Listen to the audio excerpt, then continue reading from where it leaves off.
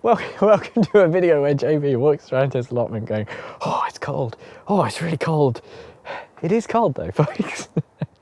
Hello, folks. Welcome back. Oh, it feels like, honestly, so long since I just picked up the camera, just swung it around a little bit, chatted with you guys, caught up, and I've missed it. You know, I've been working on my chili guide video, which will be out tomorrow. Okay, I guarantee you when this goes out, chili guide video will be out tomorrow, but I didn't want to do 2 chili videos in a row, although I do need to show you the chilies because it's exciting. There's a few things to show you at home, and then I just need to go up to the allotment and just reassure myself that it's still there. You know, it's been so long, been so busy, had the fence calamity in the back garden, so I finally had a bit of free time the other day and we had to do all the bloody fences in the back garden. So first, very, very exciting day. I've had a brilliant day, I'll tell you what, and it's gorgeous blue sky outside. Despite it being lovely blue sky outside, I mean, it is absolutely freezing. And that is why these little baby onions are currently under the grow light and in the warmth, because they're ready to go out now and onions can cope with a bit of cold just fine. But I'm always a bit worried when you're going to go from a nice coddled situation straight out into the cold. And it's not just cold at the moment, you know, it is freezing. So these can deal with a little bit of cold snap, but you don't want to shock them too much. So they're looking really healthy. Well, they're not actually. They're looking okay. What happened is that really I was just a bit too neglectful with them, you know, and I left the covers on just a little bit too long. I don't know why. I just kind of forgot that you're meant to take the covers off, you know, and so they're looking a little frail, a little wispy. I've been giving them a little bit of the old every now and then, a little, just to get them a bit used to, you know, some air flowing over them. Because the problem is, if you leave the dome on, if you leave the dome on, it spells doom for your plants. No, they just, you know, they're just so weak. They're used to completely still air. And these ones are, yeah, they're looking a little frail. And I've just got the grow light on because we're on the east-facing window. I don't have a south-facing window in this house. And so I have to use grow lights, really, if I want anything to grow this time of year. Oh, speaking of growing at this time of year, I've lost my, I just went to make my, up here, my microgreens. I got a microgreen kit from Grown Local and loads of seeds that I've misplaced somewhere. I don't know, I spent like 5 minutes looking for them. Yeah, this is the nice premium grow space on this shelf. We do have another little one down here, and this is where Jess is going to start some of the flowers. I always feel a little bit bad that she's relegated to this one. This is like a cheap light. I was going to say maybe like a cheap crap light, but it's not really that bad. The main issue is that it gives you an illusion that it's going to cover more of an area. You know, when it's up there, you think, oh, we could have like 3 or 4 full-size trays down here and the light can reach them all, but it's just not that powerful. You have to get this light basically next to your leaves, like 5-10 centimeters away, which means the coverage is much reduced actually. So we just use this for a few of the early flowers, maybe some of the sweet peas, maybe in the future, especially for the flowers, we'll upgrade this space a little bit. We'll get our spare room back in a little while. We are joined today by the lovely Rue. This is Rue, R-U-E, with her large carrot. She's having a very sleepy day. You guys never get to see the dog. This is our sister-in-law's dog, actually, and she's not allowed at the allotment. But whenever I mention the dog, I always get loads of comments saying, what do you mean you've got a dog? So here she is. Anyway, yes, the main event. I saw this morning and just the biggest smile on my face. I was so happy. It is toasty in here. The first chili seedlings are just starting to pop.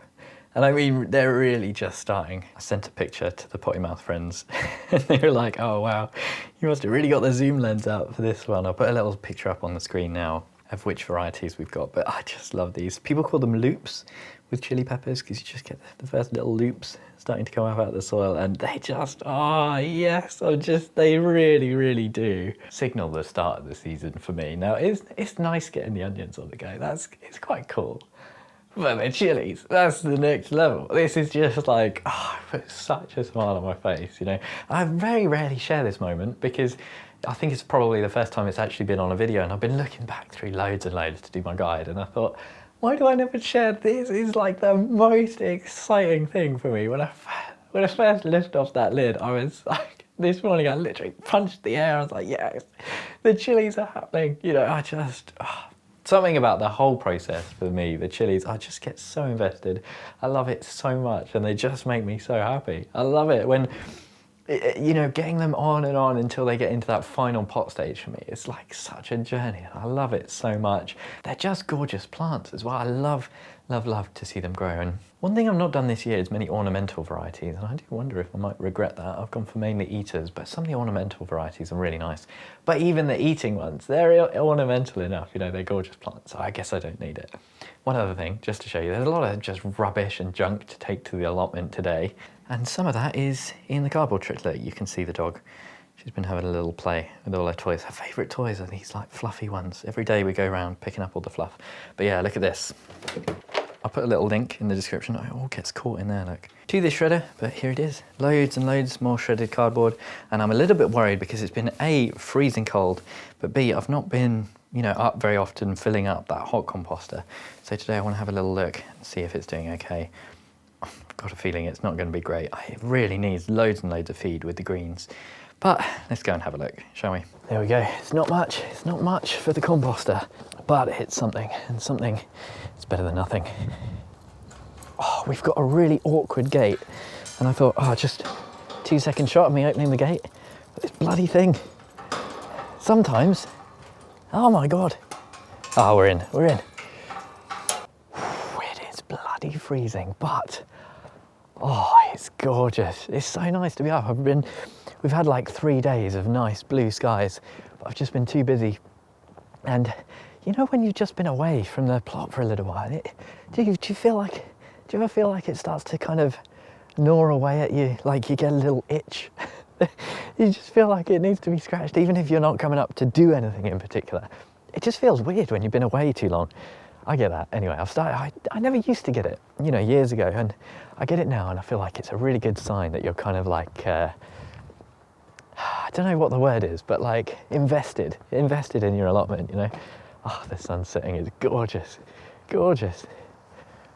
It just feels good to be back. The cabbage netting's taken a battering, but I don't know, I don't know if it's been that long, but it feels like flipping ages. Like it's been weeks and weeks. This one's just kind of popped off. Well, let's get this in the hot compost and then straight in the tunnel. I want to see as well how those cabbages are doing. It is bloody freezing. My hands feel like they're going to fall off already. I think it's probably around 1 degree today. 10 degrees on the thermometer in here, which is not a great sign. It is really cooled down. And I remember Steve saying that he was amazed that his was still going over winter. There is still some heat in there. I'm just going to get this in. And I'm starting to just calm down on the cardboard a little bit, because I think I've put enough browns in here now, and I don't want to slow it down too much. But it's that time of year where it's a little tricky to get hold of greens. This all needs processing up a little bit as well. Oh my God, it's cold. Really quick.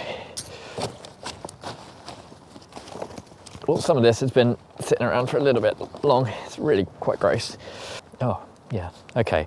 Well, I know that sourcing greens around this time of year is a bit of a tricky challenge. And look, there's things like this biodegradable like takeaway container that I should be chopping up really, but it's just too cold. So I'm just going to leave it in there for now, and that can be a future job. I probably need to strip that egg box of its label, but it's just reminded me there was another reason I was meant to be coming up today, just quickly to bring up a load of cardboard boxes. We've got big cardboard boxes lying around, and now whenever anyone has one of those in the house, they're like, I can't bin it. JB will shout at me if I get rid of it. So I was meant to bring them up, but they were covered still in the, what's it called? It's been a long day, folks. It's been a long day. Sellotape. That's what they call it, isn't it? Sellotape. And I just knew I wasn't going to come up and do a load of cardboard stripping of sellotape in this cold temperature. I have as well, very kindly, been given another delivery of manure from my mate Mike. Thank you so much. He's not down here today. Let's have a little look in this tunnel, shall we? Look at that sunlight behind me. Ooh. Okay, I think it's fine. That scared me. Something had a little dig, and it just made me go, oh no. I thought it had gone kind of under the tunnel, but it doesn't look like it has. There's another little bit here. I'm just going to do a quick check for any more damage or anything. It looks okay. Yeah, okay, I think we're fine. One of the reasons I did want to put this membrane down underneath the wood chip is because I know there's lots of critters that like to come along and have a little dig around in it. And I think they're much less likely to do this when there's membrane underneath, because it's going to be breaking down slower, it's not full of worms or insects or whatever it is thereafter. It's my theory anyway, obviously they're still going in it a little bit. Oh my god, it's really cold. Ooh. Blinking hell, the potatoes look very sad. Oh, it's actually quite warm in here. I thought, you know, where I've got the ventilation in, that the tunnel wouldn't feel much warmer at all. And it has clearly gotten very cold. Let me show you the chili peppers. This one has not fared well. I think probably past the point of no return. That's a real shame. I was, you know, if we'd continued to have that mild spell, I think it would have done a little bit better. I just wanted to see if these might ripen, but when you start to see it doing things like this, you know that it's not got much chance. I'm probably just going to leave it, and if that's because I'm lazy or you think I have an inquiring scientific mind, I'll leave that to you to decide. I do kind of want to see what happens to it though. Oh, it's still pretty cold in here, to be honest. It's like, it's nice when you walk in, but oh my goodness, it's welcome to a video where JB walks around his allotment going, oh, it's cold. Oh, it's really cold. It is cold though, folks. I'll tell you how you can tell it's cold. Look at these. There are a couple of potatoes in this little trough. And I thought, oh, they were just volunteers really. And I thought, oh, I'll see how they do. And yeah, it's been proper cold. It really has. These potatoes said, no, thank you. I can't do it even in a tunnel. And I was thinking, you know, maybe I actually should have put this chili pepper in a greenhouse, because the greenhouse is a lot warmer. The new greenhouse especially, every time I go in there, is noticeably warmer than the polytunnel, because the polytunnel has all the ventilation. But hey-ho, the good news is the leeks and the cabbages look okay. They've not done much, and the ground looks really wet. I think I watered this maybe like 2 weeks ago when I put them in, and you can still noticeably see how wet it is. Oh, it does look gorgeous in this sunset though. They're not doing much, but they're still alive. That's more garlic. There's more garlic there. What? Is that? No, that's not garlic, is it? No, that's not garlic. I don't know what that is though. It's something. The garlic that I accidentally pulled up and replanted, still going at the back there. Overwintered chili pepper. Looking absolutely terrible. Ideally, you bring that in and don't leave it in the frost, but inquiring mind, lazy mind, you know, we'll see. We'll see. Oh, my ears have gone like really hot, which is weird. Are they going to fall off? Are there any doctors watching?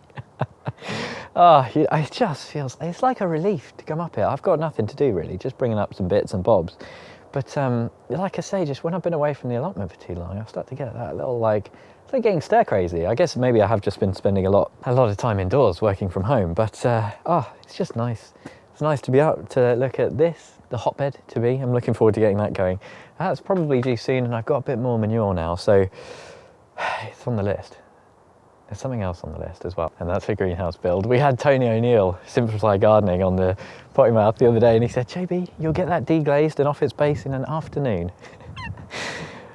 So that's my little challenge from Tony O'Neill. We'll see. It is really high on the priority list. I just first want to get in a few more bricks. There's a guy who lives really locally, and he's taken off his driveway, so I'm having his little paving bricks. They're like the half, you know, the slightly thinner ones. They're not as tall, just perfect for this kind of thing. So it is on the cards. I've got that to do next as my big job. There's one other thing. There's one other little thing to do at home first. And when I say little, I mean, it should be little and it should be simple, right?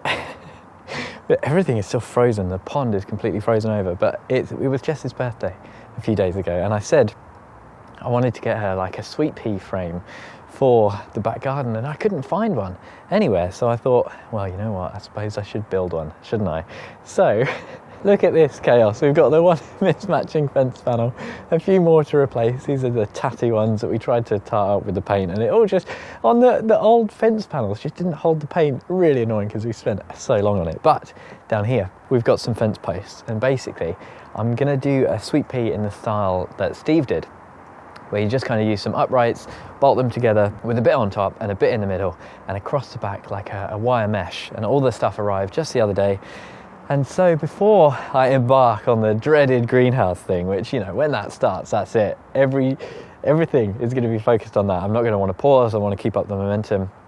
I thought first we would have a little project doing the sweet pea. So that should be a video very soon. Thank you ever so much for watching. Hopefully you enjoyed this. And an extra special thank you to all of my Chili Pepper tier patrons, Tony, Bill, Pam, Louise, Mel, Michael, Denise, Socks in the Garden, and Andrew. I hope you're having a slightly warmer one than me today.